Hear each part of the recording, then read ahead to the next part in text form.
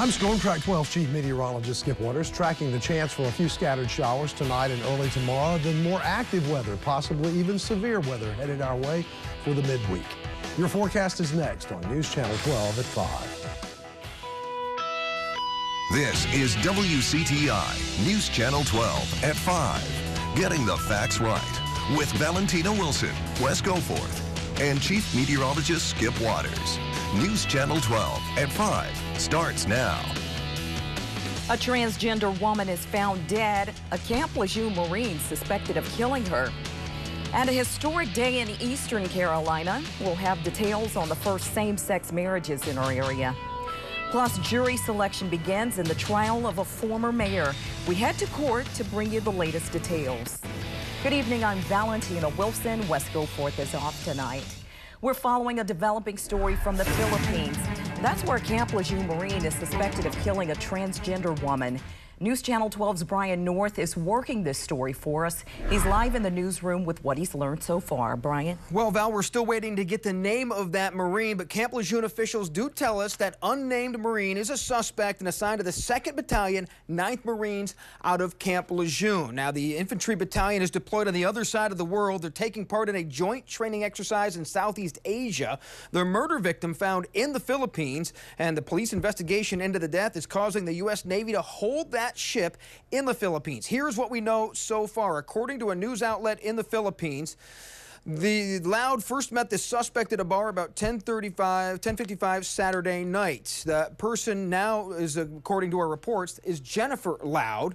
They say Loud checked into a hotel 35 minutes after meeting the suspect. They say the suspect then left the hotel by himself a few minutes later. The paper that we're getting a lot of this information reports a hotel room attendant went to the room at about 11:45 p.m. and found Loud's body with her head in the toilet. Investigators say the victim may have died from strangulation, but they are awaiting the autopsy. The case being investigated by NCIS and the Philippines office. Now, coming up at News Channel 12 at 5:30, we're hearing from Philippine officials about this case. We'll have that information coming up in just a few minutes, and we're still waiting for the name of that suspect to be released. In the newsroom, I'm Brian North for News Channel 12. All right, Brian, and the Marine Corps Times reports the suspect is being held on board an amphibious assault ship. 3 other Marines from the suspect's unit who were described as potential witnesses are also being detained on that ship, and that's according to the paper.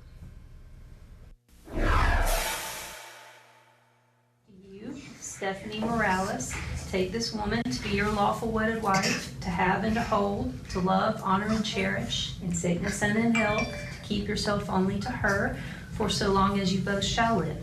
I do. All right.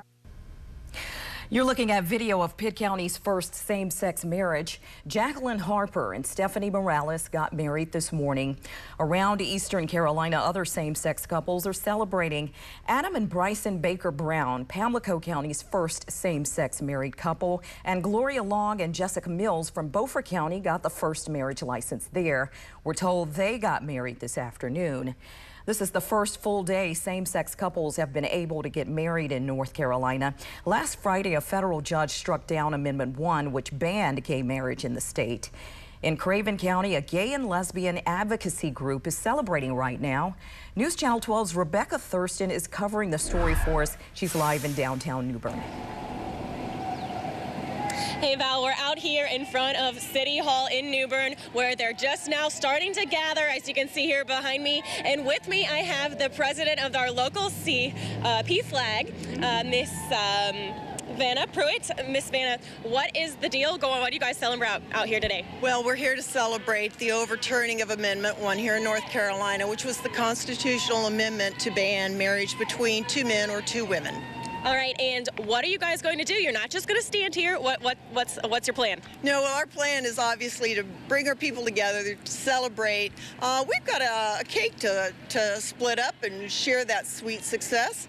And then we're going to be walking down to the county courthouse just down the street to recognize that we do have legal rights here, not just civil, but legal rights. And on to the federal courthouse, which is a couple of blocks away, to thank our federal government for acknowledging our rights. Awesome. Well, thank you, Vanna, for being with us. We'll have more at 5:30 and hear just how many couples here at New Bern got their licenses today. Live in New Bern, Rebecca Thurston, News Channel 12. Okay, Rebecca, we will check back in with you at that time.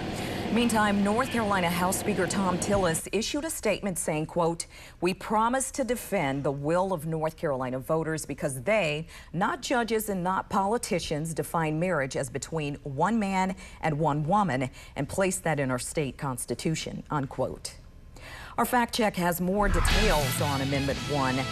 North Carolina voters approved the amendment to North Carolina's Constitution in May 2012. It defined marriage in North Carolina as between one man and one woman. 61% of voters voted in favor of the amendment. 39% voted against it. About 35% of the voting age population turned out to vote. We're enjoying some nice weather now, but we're tracking storms for later in the week, and things are heating up again in the tropics. Here's Chief Meteorologist Skip Waters. You know, I don't expect any widespread rain for this evening, but this is a little thunder shower that blew in across Ocracoke and is walking its way across the Pamlico Sound right here at the tail end of the season. Jury selection is underway in the DWI and child abuse trial of former New Bern Mayor Lee Bettis. He also faces reckless driving charges. Jurors are being chosen from Lenoir County to avoid bias in the trial. The actual trial will take place in New Bern, and jurors will be bused to New Bern from Kinston. An out-of-district judge is presiding over this trial. Now, this all stems from a May 2013 traffic stop where then Mayor Bettis passed a breathalyzer test but tested positive for the prescription drug Xanax. His two stepchildren were in the car with him. The trial is expected to last a week. A pedestrian dies after being hit by a car on a bridge. Troopers tell us Montrell Carmen was hit by a car and killed about 4:30 this morning. This happened on Highway 17 in Bertie County. Troopers say they do not believe drugs or alcohol were involved, but they're investigating whether the victim was under the influence. They're also looking for one of two vehicles that may have hit the pedestrian after the crash. If you have any information, you're asked to call the North Carolina Highway Patrol. City leaders in Kinston say they're working to reduce crime. They held a news conference today at City Hall. The mayor and police chief talked about rising violent crime and some strategies they're going to use to fight it. News Channel 12's Kyle Horan was at that meeting. He joins us now. If you watch enough news, you've seen or heard about the dozens of shootings Kinston has had this year. 29 separate shooting cases in 2014. There were 33 victims in those cases, and of those cases, 28 of the victims were gang affiliated. Well, coming up at 6, we'll hear from one man who says the hotline could put people in danger. In the studio, Kyle Horan for News Channel 12. All right, Kyle, and we've also learned a candlelight vigil is planned for October 21st at Kinston High School. That's in response to the violent crime in Kinston. Leaders around the world say airstrikes have not done enough to stop ISIS. We show you how the militant group could be changing its tactics. To say that Columbus discovered America it's truly a joke in itself. And today is traditionally celebrated as Columbus Day, but several cities say they're changing the name, why they don't want to be associated with Christopher Columbus. Blue skies, that's what we're seeing at Pine Knoll Shores thanks to the Atlantis Lodge webcam. That blue will be back with us tomorrow, but change to gray as we move through Wednesday. Your forecast is next on News Channel 12 at 5. Thanks for watching News Channel 12 at 5. I'm Valentina Wilson. Britain's foreign minister said today the Islamic State group would not be defeated by airstrikes alone, but he agreed with American officials that the strikes have weakened the militant group. ABC's Susan Solney has the latest. Smoke from fierce fighting billowed over the northern Syrian city of Kobani today. The U.S. is expected to ask them to do more in the fight against ISIS. Susan Solney, ABC News, Washington. How did a nurse get Ebola while treating a patient at a Texas hospital? That's what federal health officials are trying to find out. It's the first time Ebola has been transmitted in the U.S. We'll have an update. We now know the name of the Dallas nurse who became infected with Ebola while treating a patient who died from the virus last week. The family of the infected nurse says her name is Nina Pham. She tested positive for the disease this weekend, making her the first person to contract Ebola within the U.S.